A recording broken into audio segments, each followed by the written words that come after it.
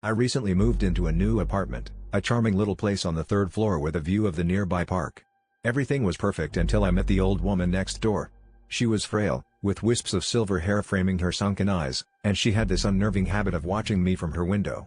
One afternoon, as I returned from work, she stopped me in the hallway.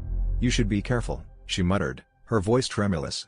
"The people living under your house might not like you being here." I laughed it off, reminding her I lived in an apartment, not a house. Her eyes, though, were dark and serious, and as I walked away, I couldn't shake the feeling that her warning was more than just senile ramblings. That night, I was jolted awake by a persistent tapping. It was coming from beneath the floorboards, rhythmic and deliberate. I tried to rationalize it, pipes, maybe, or the building settling, but the pattern was too precise, too human. Each tap seemed to echo with a sinister intent, and as I lay there, a cold sweat prickling my skin, I felt a gnawing dread settle in my chest.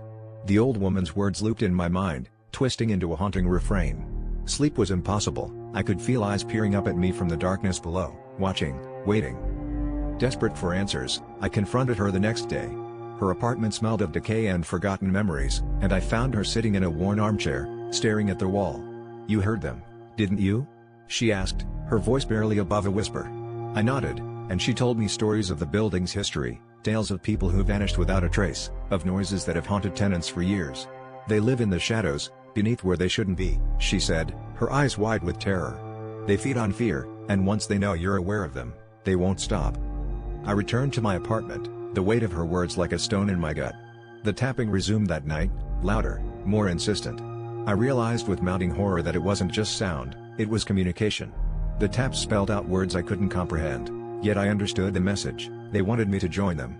Every night since, the tapping continues, each sound a chilling reminder that I am not alone. The sense of being watched grows stronger, and the walls seem to close in, suffocating me with unseen malice. I know now that the old woman was right, and the people beneath my home are very real. I fear it's only a matter of time before they come for me.